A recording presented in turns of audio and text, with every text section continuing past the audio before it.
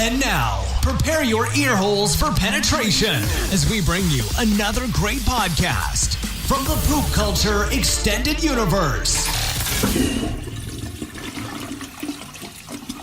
Hey, fellow poopers, I have just a second to talk to you about something serious. Wiping your ass. Nobody likes to do it, so replace your toilet seat with a cleaner, healthier, and more eco-friendly smart toilet seat from BioBidet. Experience why water does it better.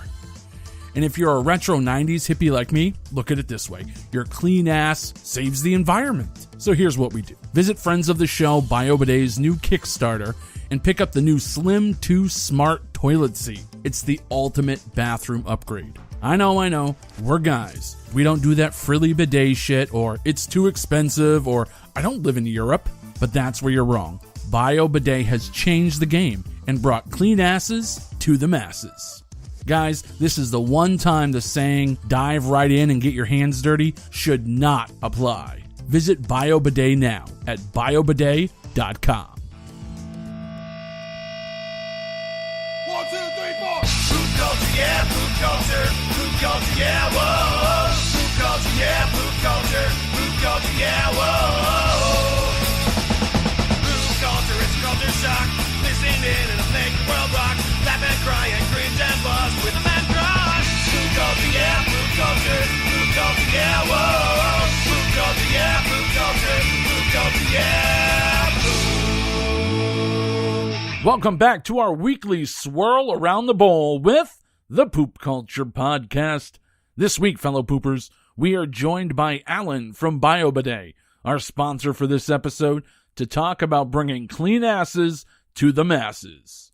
And then we bring you some of our maniacal movie mashups, poop culture style. I am Marc James, and with us, as always, is the master of disaster, who is as hard as plaster. Mr. Rick Mancrush is on the program. And joining us this week, our blind PCEU brethren, it's the hilarious Darel from the Bro Rons podcast.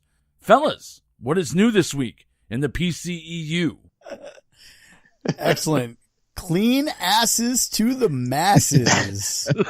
I think I got to come up with a new hashtag for that one right there. Yeah. Alan, before we get into anything, let's stick with that clean asses to the masses thing right now. Do you think that BioBidet would ever consider using that as a new BioBidet tagline?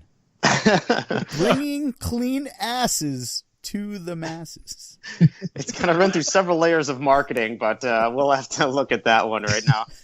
Right now, our primary hashtag is actually something I came up with. It's water does it better. And it really just kind of hits home to, pushing the whole idea that, your butt deserves to be clean and water is a superior way of doing it. So, that kind of definitely hits home a little bit more, kind of feels a little bit broader range of audience than asses right directly in there. But yeah, well, maybe that's more the advanced level bidet users. They'll get it a little bit more. First things first, when we got to use the bidet when we were in Rhode Island, which if you're a new listener to the show and you just heard me say that we got to use the bidet in Rhode Island, it probably sounds really weird. And I assure you, there was no funny business going on. It was just 8 guys using an Airbnb. We got lucky and we had this bidet. Stop making it weird. Yeah. But since then, we've been waxing poetic about bidets for like 2 months now. Why switch from good old teepee to a bidet?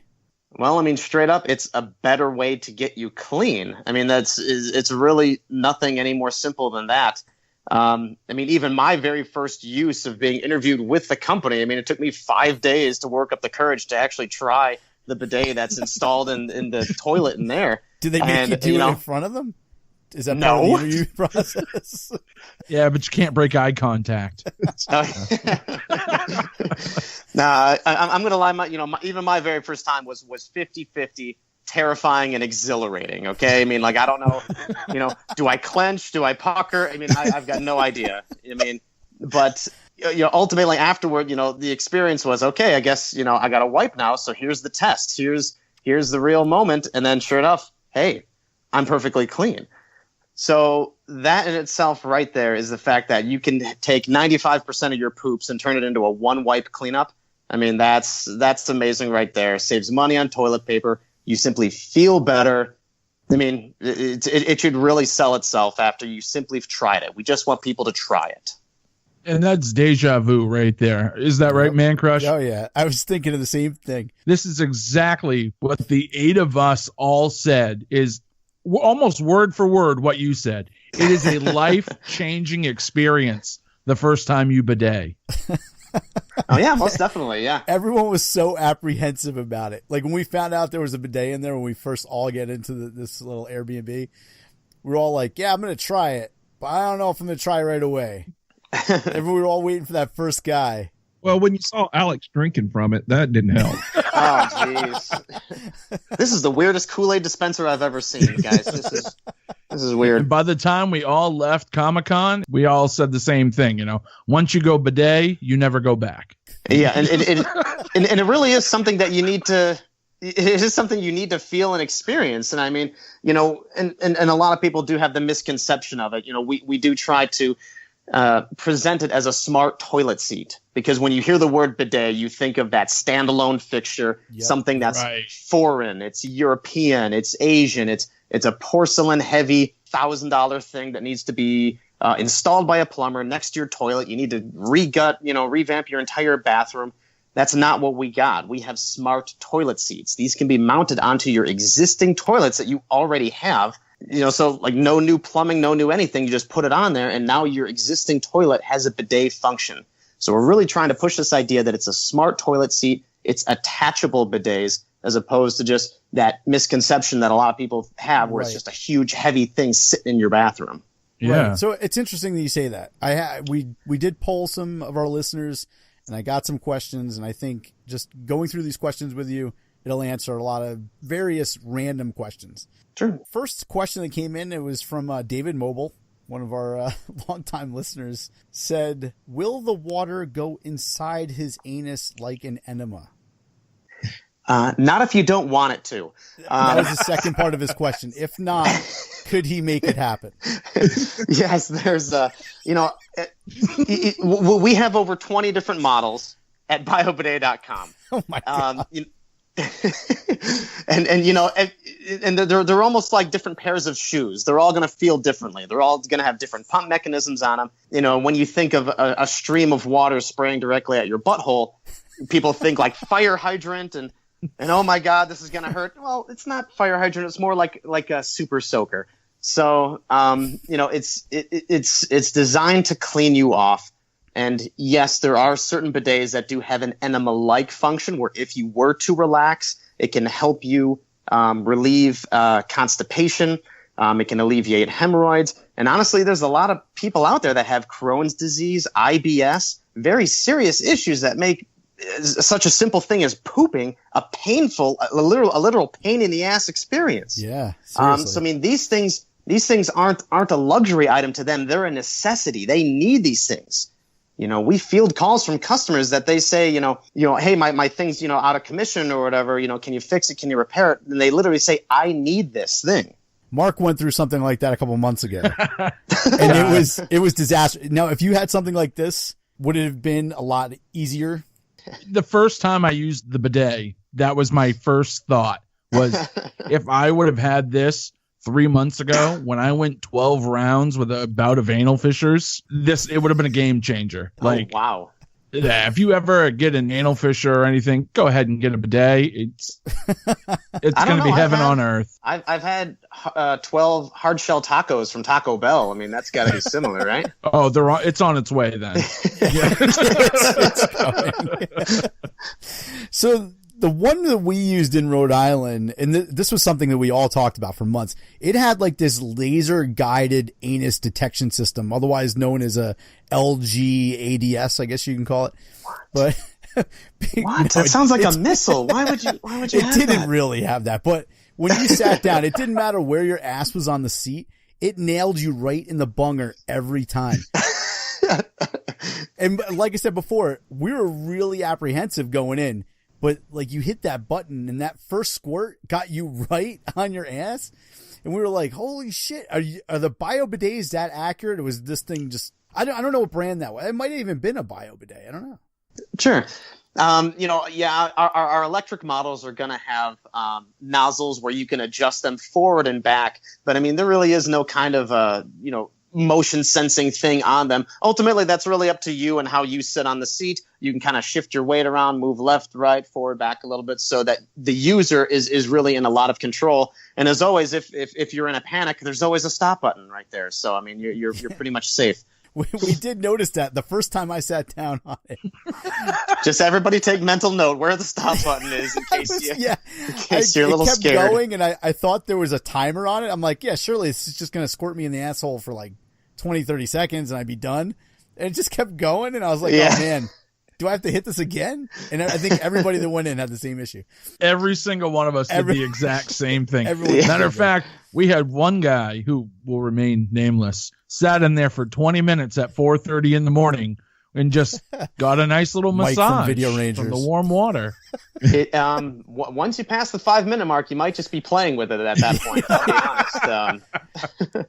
All right, so this is something you mentioned, and it's a more serious question. It did pop up a couple times. Even Mark had this question. How do you install it? I mean, does this have to be close to a power source, or how hard's the installation of just, say, a seat, a smart seat? Sure. Yeah, we do have, like I said, we do have over 20 different products. 8 of them are considered to be non-electric, so they would actually just simply sit onto your toilet, your existing toilet base. No plugins, no batteries, no nothing. They would just simply hook up to either a cold or a hot water source. Whereas your more sophisticated smart seats, yes, they are going to have a 4-foot power cord. They will need to plug into an outlet. They're going to hook right up just to your cold water supply. But because they have onboard heating elements, heated seat, warm water, stainless steel nozzles, some of them have remote controls. They've got fans. They've got deodorizers. They've got all kinds of crazy stuff. Some people were asking about, I need to have an app on my phone to be able to control my neighbors. I don't know why, but we'll look into it. Is there a model that comes with a mini fridge? Not yet though, but man, I'll go ahead and I'll jot that down on my notes right here. I got some papers, so I'll jot that down. All right, another serious question. Is there any documented truth that one can have an intense orgasm while bideting? Well, BioBidet has no official stand on this as of right now, but we'll go ahead and label that under extracurricular bonuses. So, that was one of the first things when we stayed and we got to use one of these things. Is it possible now? The one that we had, and I think you guys have it with the Slim 2 smart toilet that you have on your Kickstarter, and we'll get into that. Mm-hmm. But is it possible for somebody to sit like Raj in what's happening, kind of backwards on the toilet? Maybe that like reverse, like reverse. Yeah, like reverse. I think some of the older traditional style bidets used to have like diagrams of like people like sitting on them backwards and stuff like that. And I suppose if you maybe didn't have a nozzle that could actually maneuver around, and you were a female and you needed to freshen up other areas, yeah, you can probably most definitely do that. On ours, now you just go ahead and sit on it like a normal toilet. But yeah, just by simply shifting your weight around and doing all that, you could definitely have it hit other areas, freshen up the undercarriage, if you know what I mean. No, that's for our small female percentage of our audience. Does it hit the front too? Is it a double nozzle type deal? Yes, some of them do have a posterior wash or a feminine wash. Some just have a single nozzle that has numerous ports on it. So yes, it would be a softer, more delicate, more wide spraying frontal feminine wash to clean up the mysterious lady bits down there. Eric Mocker did try that, and he said it wasn't too bad. He was a little concerned. He thought it was going to hit him in the balls or something, but fortunately for him, it just hit him at a different angle, and he was all about it. Or a sack spa. Honestly, sometimes there's just some very, very hot summer days too, where you don't even need it just after a poop. You just need to cool the area down sometimes. I mean, it could certainly help out with that too, to be honest. Getting swampy. Exactly. Well, that's the thing. You get these hot southern days. That's the cure for swamp ass right there. Because nobody wants to get in the shower and you take all your clothes off, and it's just a pain in the ass. So. Literally and figuratively on that one. So yeah, most definitely. All right, so I got a piggyback question for that then. 2-part. Number one, how do you dry your ass on a BioBidet? For argument's sake, let's use the Slim 2 smart toilet for all questions. Okay. how do you dry your ass? And is there a way to like add soap into the equation, or is it all just water? Sure. Yeah. Not on the Slim 2. We do have another model where there's actually a small soap dispenser as well. It's not really a true necessity. That's why you don't see a whole lot of bidets on the market that require soap as well too. That's why we brought you on, because otherwise we'd have people with like bars of soap trying to wash it while they're getting sprayed. Not necessary when you're basically using a pressure washer. So for the sake of the Slim 2, some of our other models do have a dryer on it. It's a very, very weak dryer. So ultimately, even still when using a bidet, you still will have to utilize a very small amount of toilet paper, just basically for a pat dry. Right. But still, considering like a normal night of me having a stomach virus and I'm sitting there wiping 6, 7, 8 times, I feel like that scene from Parks and Rec where he's like, sometimes I just poop and I wipe and I wipe and I wipe and I wipe hundreds of times and there's still poop on there. It's like I'm wiping a marker. We've all gone through that. We've all gone through that same thing. Exactly. Oh, yeah. It's like, how would you like to have 95% of all of your poops go down to a one wipe cleanup where you wipe and there's nothing there? You're done. That's what a bidet can do for you. And even like the $700 bidet we have can do that, and the $50 bidet we have can do that. They all can do it. How many bidets do you have in your house? In my house right now, I have the A7. I know you guys got me on video, but your readers, your listeners can't see. But I mean, hell, I can actually go and show you my bidet right here, right now. Yeah, like I said, I know they can't see it, but there's mine. You have the Cadillac. Yeah. Actually, that's the A7 Aura. So that's not our top of the line, but it's pretty darn good. I love it. So.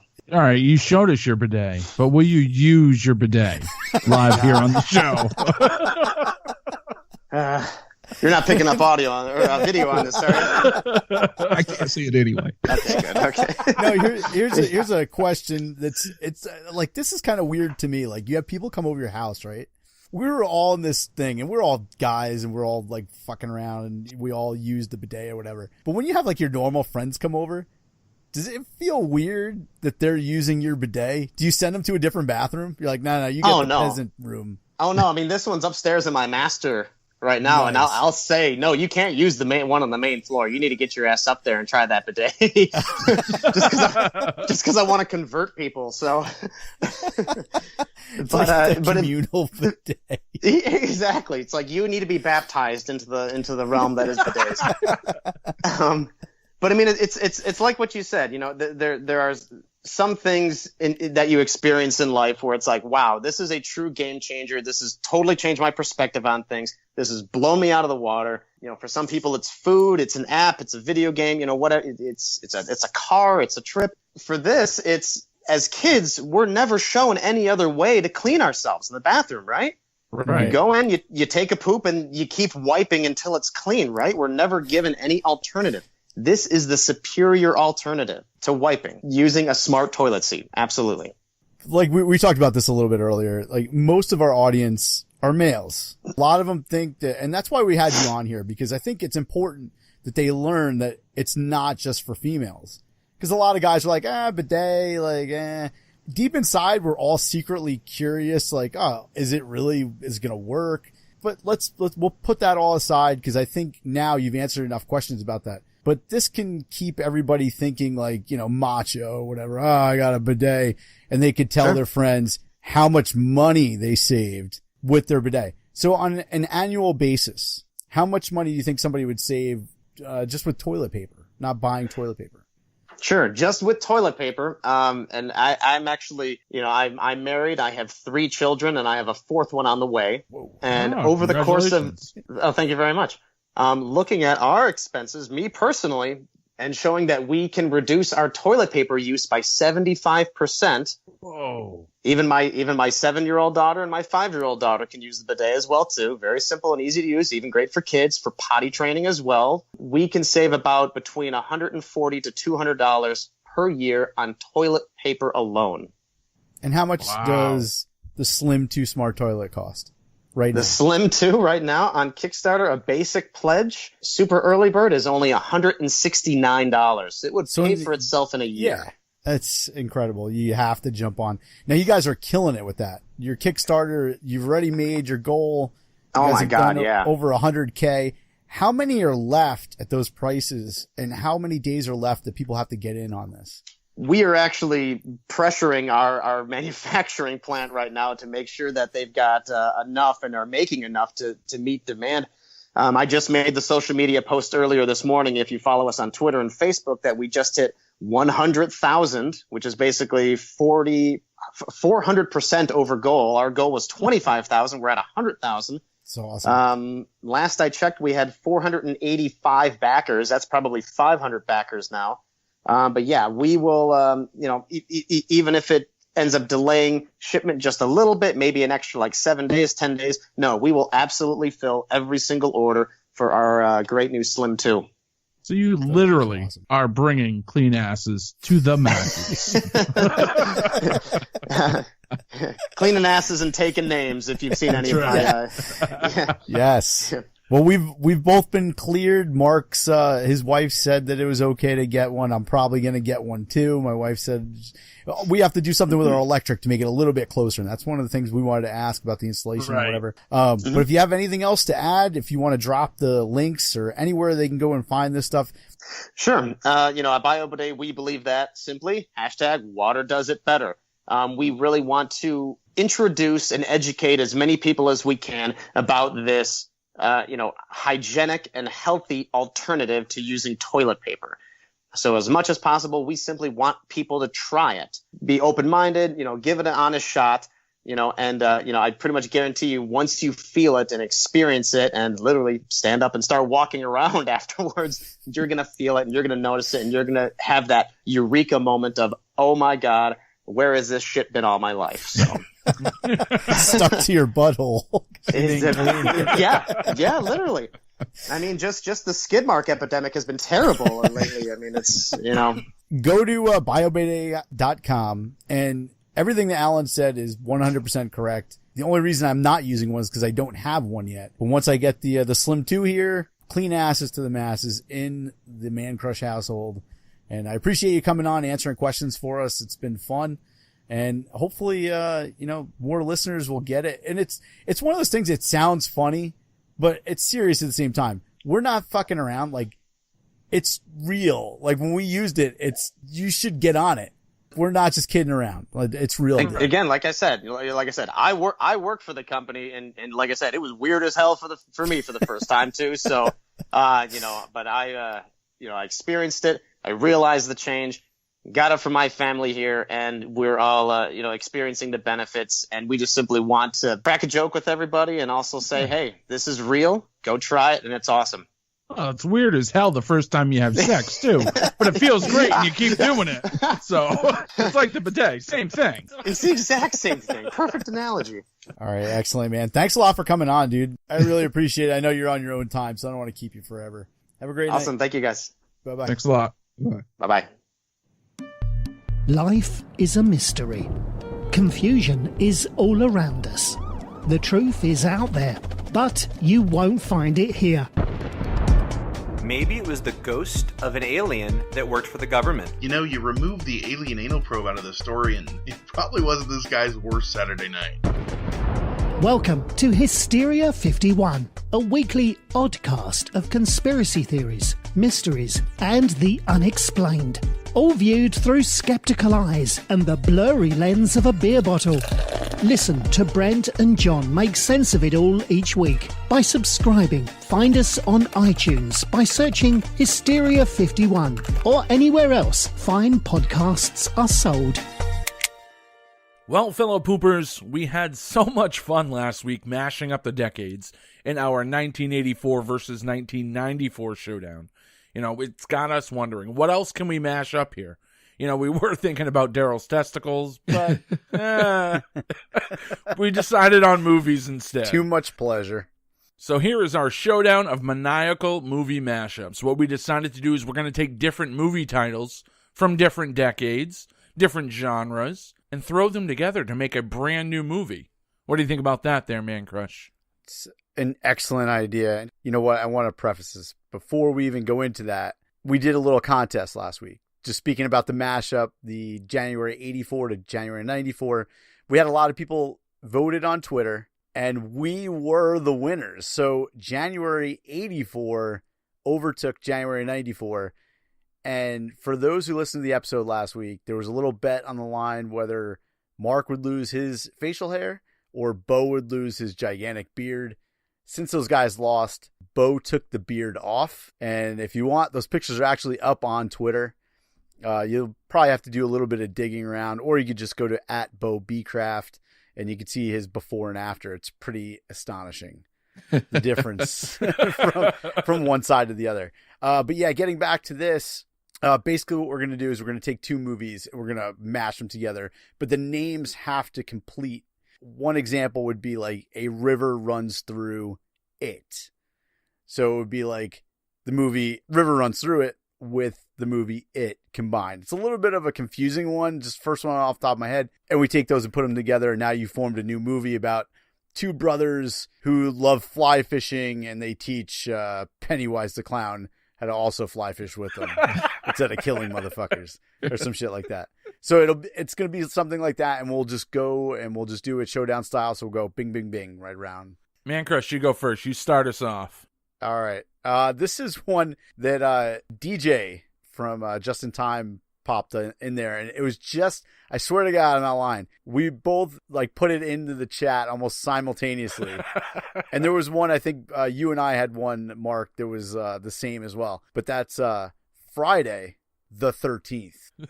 So what we got here is a mixture. It's not Friday the 13th, it's Friday the 13th. So we got Jason Voorhees, we got Ice Cube, Chris Tucker, Debo. And basically what's going to happen now in this movie is, like, while looking for a place to hide out from the drug dealers that they owe money to, they accidentally wake up Jason Voorhees by smoking some like laced weed or something while they're hiding out at Camp Crystal Lake, which just happens to be in California now. And then Big Worm, who's the drug dealer that they're trying to hide out from, him and Debo and that whole gang, they track him back to Camp Crystal Lake. And of course, we know what happens when you step foot on Camp Crystal Lake. You fucking die. And everyone in this movie will die except for Craig. Sorry, I spoiled it, but we need somebody to carry on at least to the sequel. So that's Friday the 13th. 13th. I want to see this movie. I really do. All right, Darel, what do you got, man? All right, I got Mighty Joe Dirt. Yes. So, a silver mulleted gorilla looks for his family after losing them at Victoria Falls, and instead falls in love with a hot chimpanzee. Does he still get to shoot fireballs? Yes. It's like the Harambe story. Oh, man, All right. Good one. All right, so for my first one, we're going to go back to the turn of the century. Okay, so turn of the century, oil tycoon. Out there drilling for oil, trying to make the money to feed his family and struggle and make it rich. And then he fights in an underground, no-holds-barred, bare-knuckle fighting tournament. In the new movie coming to theaters soon, There Will Be Bloodsport. He takes it to the Kumite. The real fight for oil is the Kumite. Oh man, who's starring in that now? Oh man, like you're gonna have to go with a whole new cast. Oh man, Paul Dano's not gonna cut it. You saw what happened to him in the first movie. Yeah. No one's gonna believe he can hold the fight. And Daniel Day-Lewis, he's retired from acting now anyway. So he wants to win another Oscar. He's just got to be in something. That sounds like a movie that he can win an Oscar in. it could be. He could bulk up for it, totally change his appearance. You always win an Oscar when you do that. It's like My Left Foot, a Fury. Oh, fucking A. So I'm going to keep with the same horror genre, but I'm going to mix it again with a comedy. We got A Nightmare on 21 Jump Street. Yes, And, Johnny Depp's in both. Yes, right? exactly. So I'm cutting it with the originals here. I'm not going with the movie. So Johnny Depp, he already got off by Freddy in the original Nightmare on Elm Street. So now Freddy intercepts Depp's dreams again, now on 21 Jump Street. And he uses him to pick off his friends one by one almost like Nightmare on Elm Street 4. I think it was Dream Master, where he was in, what was her name? Allison or Alicia, whatever her name was. Yeah. And he uses her to like kill all his friends. Well, this time he's going to use Depp. This way he can kill like Huffs and Penhall. And of course he's going to kill fucking Booker because everybody wanted that motherfucker dead anyway. And spoiler, again, I'm going to drop all the spoilers to these. The gang will be saved in the end by the spirit of the original captain, Richard Jenko from season 1. Why do you have to spoil it, man? Come on. Sorry. I'm trying to sell these. I'm just trying to sell these to Hollywood by them listening to this. They need to know that totally sounds like a Fox property. So you know they're going to jump all over that. Like, ooh, Richard Grieco. All right, Darel, you're next, man. All right. My next one is Driving Little Miss Sunshine. Oh, this could go so wrong so fast. An old black man drives around an underage pole dancer, constantly searching for the Piggly Wiggly Dance Club.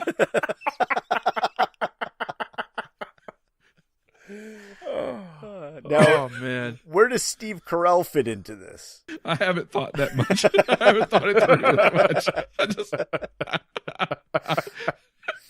It's not that way to the Piggly Wiggly.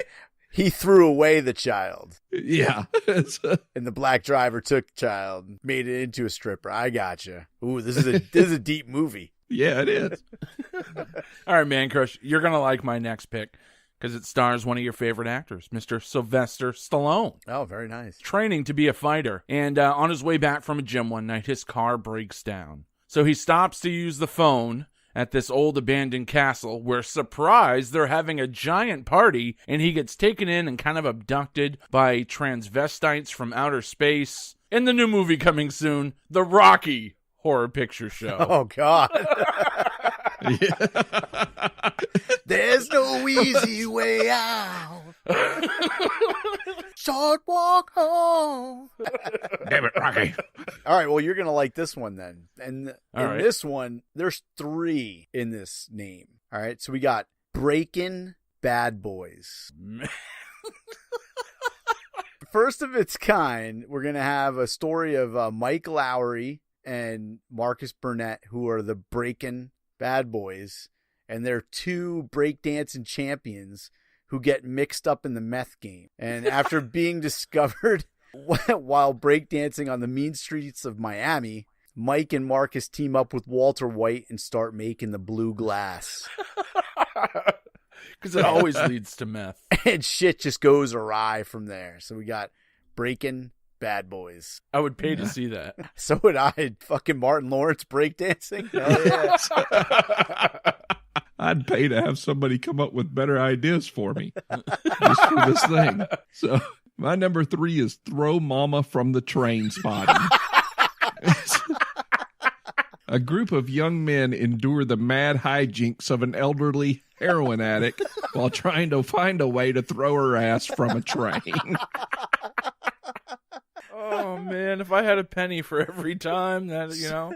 Starring Rhea Perlman. Yes. Yeah.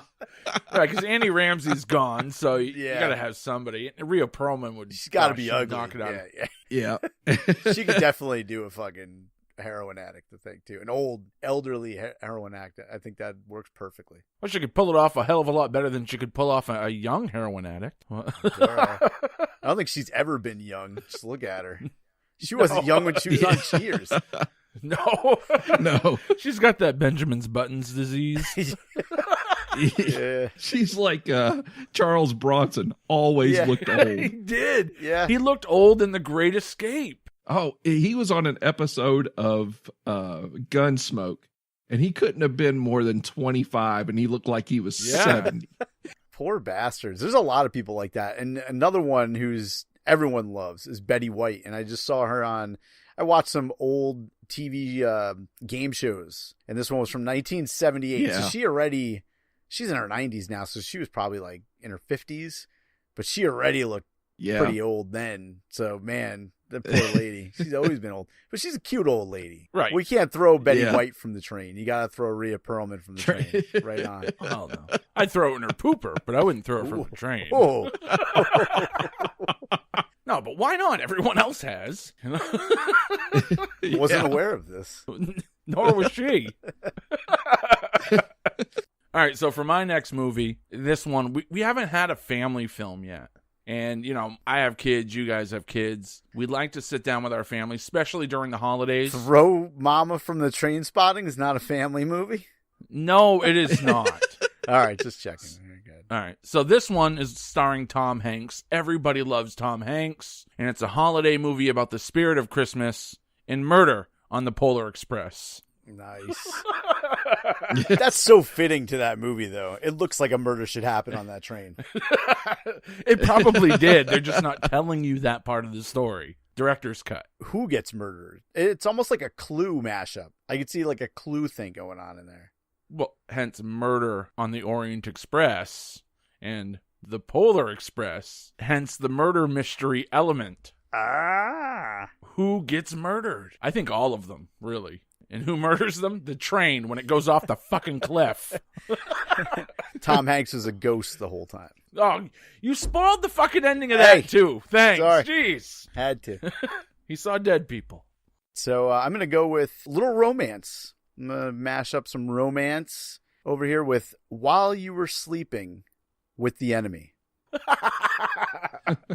So I don't know. It wasn't a huge movie in the 90s, but it starred Sandra Bullock and Bill Pullman. It's a story of Lucy. She's a hopeless romantic. She works at the Chicago Transit Authority. She's like a token collector or whatever. And she witnesses an accident with Bill Pullman, and he goes into a coma. And while he's in a coma, she fakes that she's his fiance, and the whole family like loves her and blah, blah, blah. Well, what's going to happen in While You Were Sleeping with the Enemy is now she is going to get stalked by that boyfriend that she left at the turnstile at the Chicago Transit Authority. She was like, fuck you. She left. And now that guy figured out where she went. And now he's stalking Pullman. He's stalking Pullman's family. And he's stalking that lion tramp, Lucy. And the torment begins. Oh, an American classic. Yes. This will be on TBS every other week with Shawshank Redemption. This will be on Lifetime. On Lifetime. There we go. Especially if she kills him in the end. That boyfriend is Dean Cain, by the way. Okay, wow. So you know it's going to be on Lifetime. And if we can get Jenny Garth in the lead role, we can secure a great time slot on the Wii network. I know it. On O. Yes, on O. All right, Darel.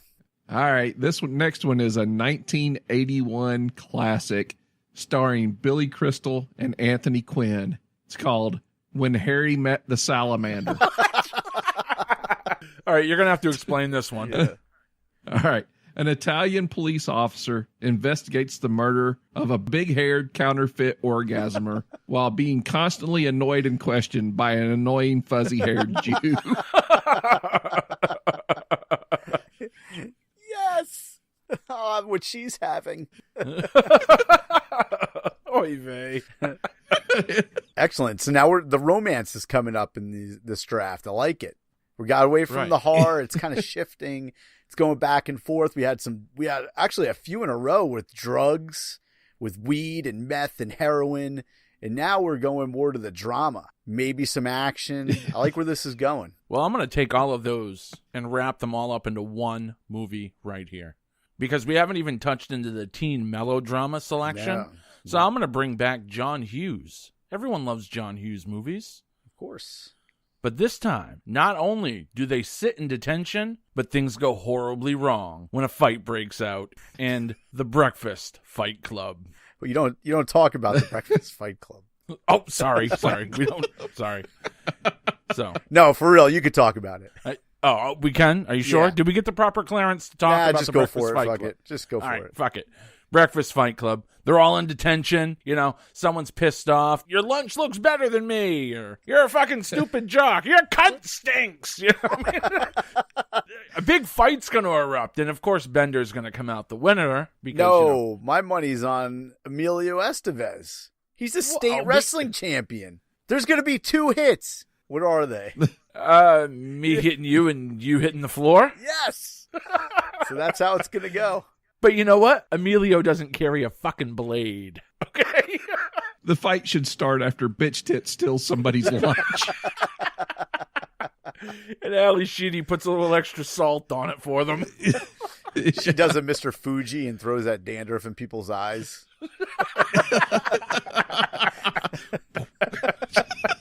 There are no rules in Breakfast Fight Club. All right, back to you, Mancrush.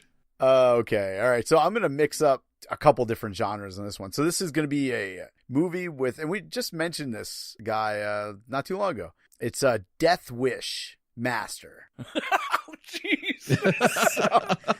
So we're bringing Paul Kersey back. All right, Charles Bronson, we're bringing him back. After an evil djinn provides Paul Kersey with 3 wishes, Paul Kersey uses those wishes to become a vigilante and avenge his family until the wishes run out. And then, as we all know, once them wishes run out, Kersey has to stop the djinn before the djinn collects Kersey's soul. So, it's going to get fucking crazy. He's going to kill bad guys.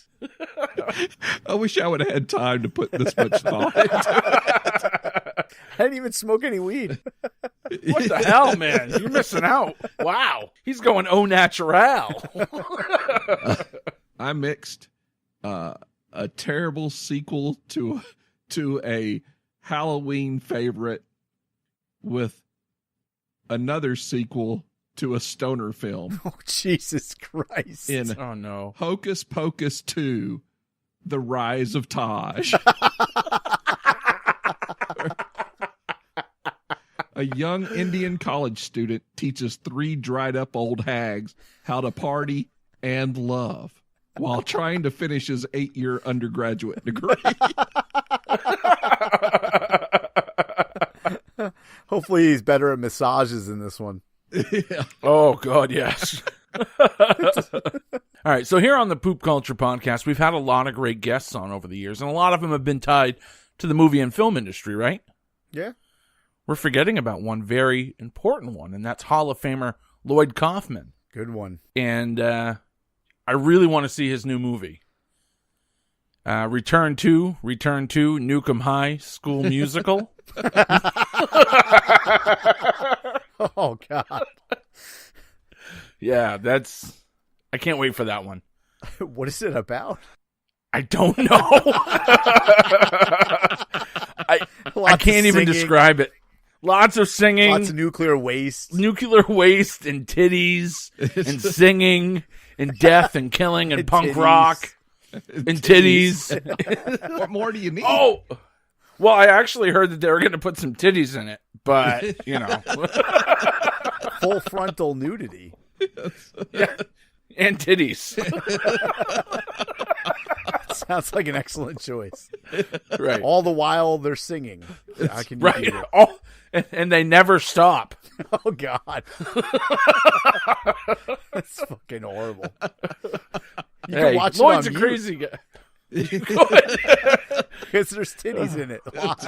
Right. Are there titties in it? Oh, man.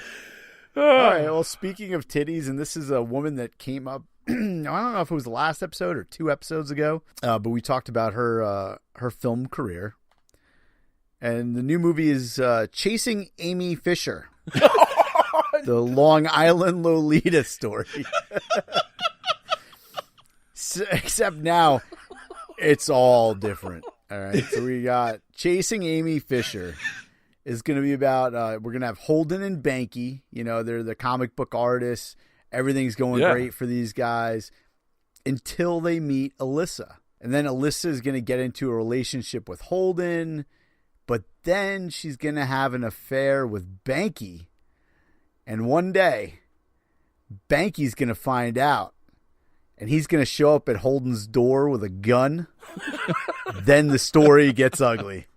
And that's Chasing Amy Fisher, the Long Island Lolita.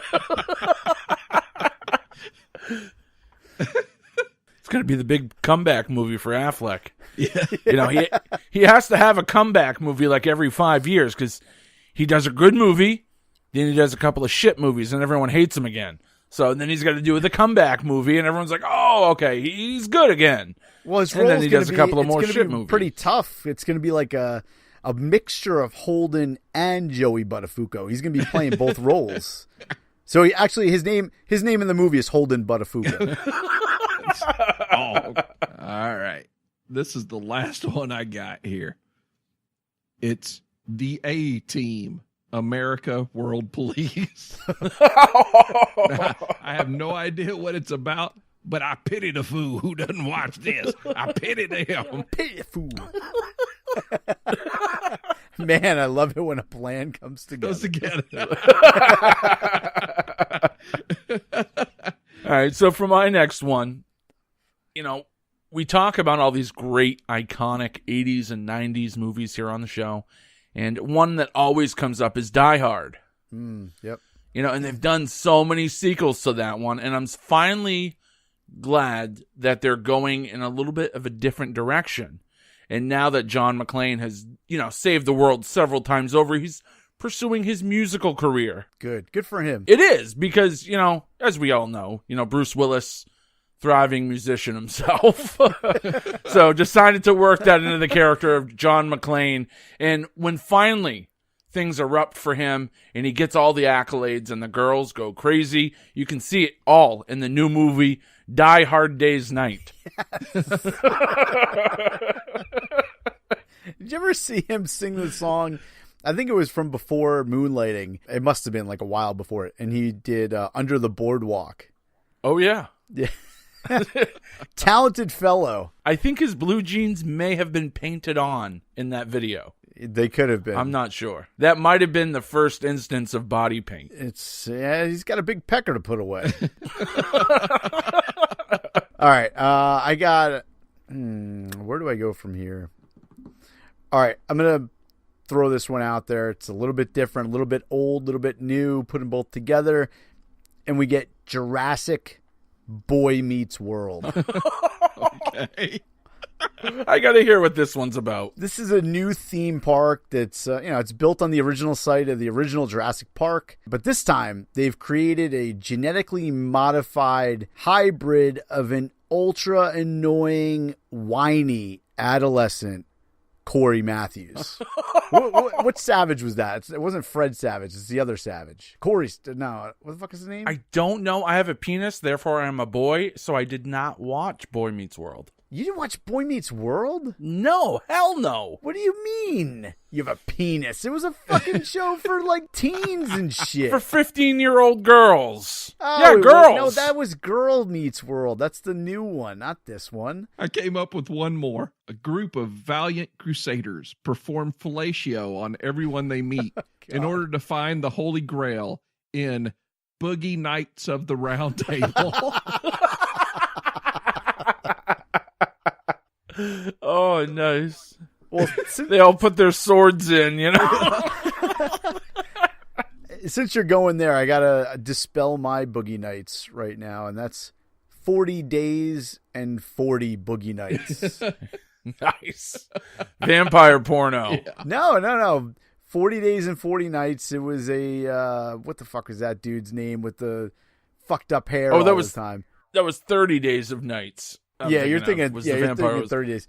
So 40 days and 40 nights. It's 40 days and 40 boogie nights is going to be a story about this guy goes through like his brutal breakup. Is it biblical porn? 40 days and 40 nights? And hold on. So he goes through this breakup and he says that, he's going to stay celibate for the next 40 days of Lent. Oh, jeez. All right. Matt, who's the lead character, he quits his job because his girlfriend works at the same job as him, and he answers a Craigslist ad to be in a movie. That movie turns out to be way more than he could have imagined, and he gets sucked into the 1970s porn scene for 40 straight days and nights of debauchery. Shit, what the fuck was the name of that guy now? The guy, he was in like a ton of shit, and then he just stopped being in stuff. Shawbag gets fucking hard-ons for this guy. Josh Hartnett, that's what his name is. Oh, jeez. Yeah. All right, so for my next one, this one is actually a shout out to one of our PCEU brethren. That would be Mike Ranger, who had put this one in the chat, and it's one of the only ones that came up when we were discussing all of these that was based off a sports movie. And that's one that we haven't talked about yet. I love sports movies, and I think this one's going to put a whole new twist on it. It's about a group of ragtag dirty bitches who are just, have to go and play Major League Baseball in Major League of their own. Ragtag bitches. That's right. So the all-women's professional baseball league decides, hey, we don't want to have a team in Rockford, Illinois, or, whatever podunk town we're in. We're going to relocate to Miami. So they go and, she scrags the whorehouses and the streets to try to get the worst of the worst. They got one girl who's a fucking amputee, for Christ's sake, and they're going to try to get her to play baseball. So they do so bad. But you know what? Those girls got heart. They got grit. They got moxie. And they win in Major League of their own, coming in 2020. Right. But they lose in the first round of the playoffs. Yeah. Spoiler. Yeah, they always... Yeah, they come up a little short every time. It's because of the amputee. That's right. They just couldn't afford a whole player. Oh, boy. All right. I'm going to go with this one, and this is a classic. Actually, it's two 70s classics mashed into one movie, and they fit together so perfectly, and that's Up in Smokey and the Bandit. Nice. Yes. So we got the story of Burt Reynolds, of course, the bandit. He's hired on a dare to run a tractor trailer full of beer over state lines, and everything was going well until he stops and he picks up Sally Field, who is like a hitchhiking runaway bride. But the bad thing is that this hitchhiking runaway bride, her husband-to-be is the sheriff's son. So the sheriff's son and the sheriff, they get wind of this, and now they are in hot pursuit. But then the worst part of the entire thing, Smokey and the Bandit unknowingly are smuggling a tractor trailer full of beer that was entirely made of marijuana. That's some good fucking beer. Yeah. Where can I smuggle some over to my house, please? That's the sequel. Up in Smokey and the Bandit 2, Mark's house. Right. I've got another sports classic. After when you told yours about the sports classic, I remembered another one. It's a powerhouse football team who comes into their own after a coach takes over and leads them in the right direction, only to miserably fail in the championship game and ultimately sink in Remember the Titanic. Oh, they all die? Yeah. No, all of them die right on the field. That's where all of them go down in the locker room, right? Yeah. The shower scene is awesome. The guy who played Sandusky does an amazing job. He really does. He does his own stunts.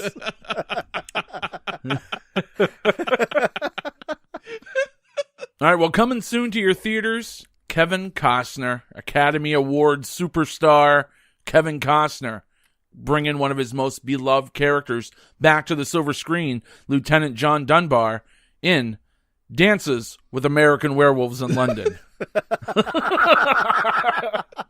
They've had Abraham Lincoln versus zombies, Abraham Lincoln Vampire Hunter.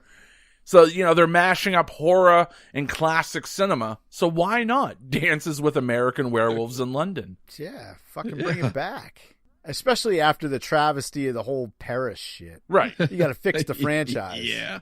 What better way to fix the franchise? Costner. Costner fixes everything. The motherfucker made a whole movie about water. Hey, Dennis Hopper saved that movie. Kevin Costner was so arrogant. Kevin Costner was so arrogant about that movie. He not only said, you know what, I'm going to be in a movie where it's just fucking water. And you know what? To make things worse, I'm going to open up the movie drinking my own piss. And it's still going to be a blockbuster. And he was right. Yeah, sort of. It did not make a lot of money. It didn't? Didn't. They spent nearly $200 million in that movie. And they only, after everything was said and done, they made like $20 million. $8. That was in DVD sales. Pretty bad. Okay, so this is a favorite of mine from one of mine in my collection, and that's The Good, The Bad, and The Coyote Ugly. Nice. This one has potential. Who do you got for a cast on this? Clint Eastwood's still in it. Okay. Tuco and the other guy. Yeah, we'll Tuco. see. It got to be some old ass crusty motherfuckers playing in those roles. Tommy Lee Jones. Ooh, Tommy Lee Jones, maybe. If we're gonna do Tommy Lee Jones, then I think Benicio del Toro's got to be the other guy. I think he. Absolutely. I think he would fit in well. So that's your dirty three right there. Right. And then the Coyote Ugly staff. I don't know who we're gonna put for that. It's just we'll have some chicks because I don't even remember it was in the original Coyote Ugly. But basically, we'll stick with the premise. It's going to be a story about a bounty hunter, his nemesis, who he has to like join teams with to find this gold that's buried, but not like the other one where it's buried in the desert. The gold's actually going to be buried in the Coyote Ugly bar. So they're they're all going to make this trip. They're going to get to Coyote Ugly, and then hijinks ensues, of course, as the men are given blue balls by the bar staff once they realize that it's not actually a strip club. At the end of the movie, Tuco has to be strung up on a bar stool with only one leg. Well, remember when Coyote Ugly came out? I think every guy was like, "Oh man, it's going to be like striptease or what was the other really shitty one? Showgirls." Yeah. And it was nothing of the sort. It was like, what? Not at all. No, motherfucker, am I watching? Do you know who wrote one of the early script treatments for that movie? Ugh. Almost none of his original concepts are in the final product, except for one little thing that the one of the characters is a comic book collector. Any guesses on who wrote a script for Kevin Kevin Smith? Sure did. Wow. Set in Jersey and comic books. That's about the only things left from his original test treatments. Well, he can redo it now. The Good, the Bad, and the Coyote Ugly. When you go into the Coyote Ugly, you're looking to bury more than just your treasure. Yeah.